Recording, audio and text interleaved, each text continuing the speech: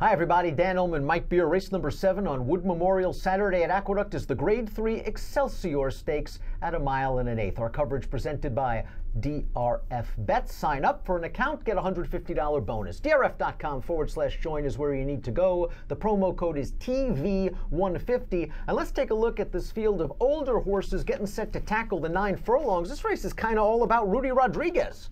Yeah, Rudy's got 3 in here. Any one of his 3 could easily win this race, but I feel like you could say that about any one of the 7 horses in here. I mean, this is a really well-matched field of horses. Trips will have a lot to say about the outcome, but I think they can all win. Morning line favorites trained by Rudy Rodriguez. That's the 7 control group, and he's going to be the speed of this race. He has won 6 out of his last 7 races. The only loss in that span coming to the very talented Twisted Tom in the $300,000 Empire Classic. You give control group an easy lead, he's likely going to make you pay. Timeform US has control group out there on the lead. From a buyer speed figure standpoint, they're kind of going the wrong way, but this horse is too sharp to ignore. Yeah, no, I agree with that. I don't know if I would want to bet him as the favorite in this race, because I feel like even though he's on a really good run right now and he's won 3 stakes races in a row over this track and over this distance, I think he's facing a much tougher field this time than he's faced in any one of those last 3 races. He just ran here last Saturday on New York Claiming Championship Day. He wired that field, but I'll tell you what, Dan, he ran to the first turn to get to the lead in there. He took some pressure on the lead. He put it away, and he was clear through the stretch. It was another good performance for him.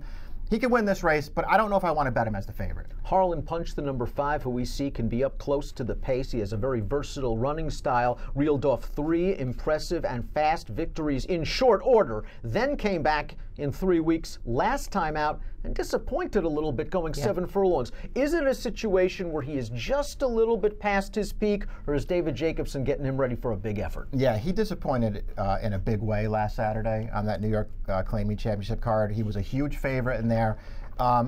He didn't run a very good race that day, but I will offer at least a little excuse for him. He had post 2 in there. He did not break. And then he's the kind of horse, so I feel like when you go back and start looking at all of his races closely, he does not want to be down inside and behind horses. And that is the position he put himself in by not breaking last time. He wants to be out in the clear and just make that unencumbered run on the outside. If he can do that in here, I think he can bounce back in a big way and win. I'm a little concerned about 9 furlongs for him. I really feel like he might be a better horse going shorter. I know that he won at 1 1/4 4 starts back, but he sort of had everything his own way that day. I think the 9 furlongs pushes him, but I think there's a real chance he rebounds on short rest here and runs a really good race on Saturday. Harlan Punch handled Backside of the Moon easily in the Stymie on March the 10th. There wasn't really a lot of pace going on that day, and Harlan Punch had a big advantage turning into the stretch. Backside of the Moon tried hard. He was easily second best that day, and on occasion he runs a good race. Now, I like him at the 1 1/8. The question is there going to be enough pace for him? I know he has enough tactical speed to stay within range, but he's the kind of horse that needs a little bit of help. Yeah, we'll see what happens with him. I mean, he's just one of those cool horses because he doesn't ever take that much money, but he shows up and he runs every single time, and he's perfectly drawn on the rail here. I just feel like he's going to get a perfect trip in this race. I didn't put him on top, Dan, but I easily could have put him on top. I made him my second pick in the race. I'm definitely using this horse. He can easily win. We have 3 horses shipping in from Laurel coming out of a common race. The number 3, Zanatti, finished best of those 3 when second in the Johnson Memorial on March the 17th. Really don't have a problem with the trip he had that day. He was down towards the inside. He eased out. He had every chance in the lane, and he was just second best. But the winner of that race, Something Awesome, is in streaking form right now. I believe he won the General George in his start prior to the Johnson. And Zanatti has shown he can ship to New York, he can handle 1 1/8, and maybe most importantly, considering the weather situation, he can handle a wet track. The difference is he was 38 to 1 when he won the Queen's County. He won't be that price Saturday. No, he won't. I mean, all those things are true about this horse. They claimed him early last year, and he's been in the exacta in all 10 starts for these connections, so he's obviously just holding really good form. I know that Queens County, this track, this distance, wet track, which could come into play, all those things. I know it was a good effort for him. I didn't love that race. I feel like this will be a tougher situation for him. I think there are better horses in here.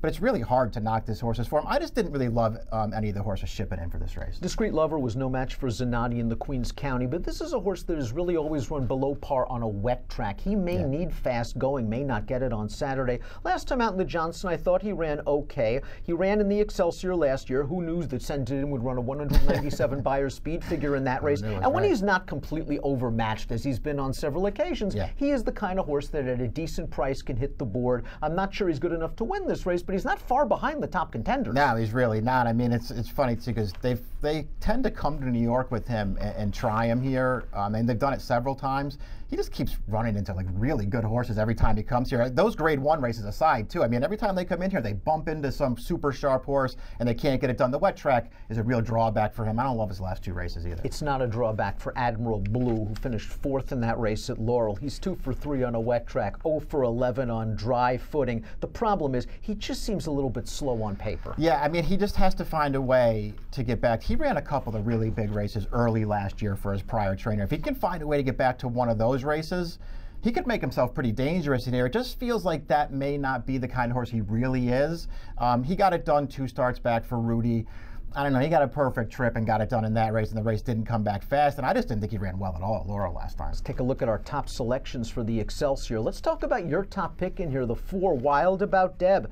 Seems like it was a million years ago, but 3rd in the Peter Pan in 2016, 3rd in the Pennsylvania Derby, and then just this form fell off a cliff, several different trainer changes. Rudy got his hands on him last time out, and off the layoff, 1 1/8 was no problem. Yeah, he turned it around a little bit last time. I mean, I feel like when you go back and look at that race, and first of all, I like that they got him forward and just sort of put him right up on the pace in there. The fact that he had to work so hard to outfinish Storm Prophet in there, doesn't bode that well for him against these kinds of horses, because Storm Prophet wouldn't really be much of a contender in here. But I just like the fact that Rudy got him back to a race that he could win in the first start off the trainer change, because this is a horse, as you point out, he had some real potential early on. He wants to go this far. The distance is no problem for him.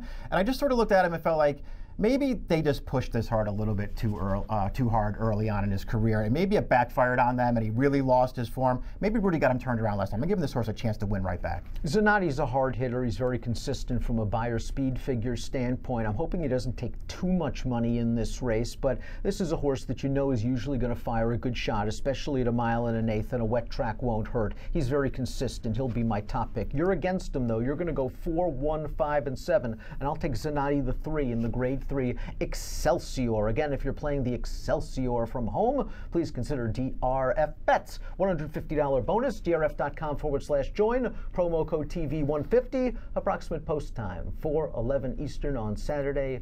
Good luck.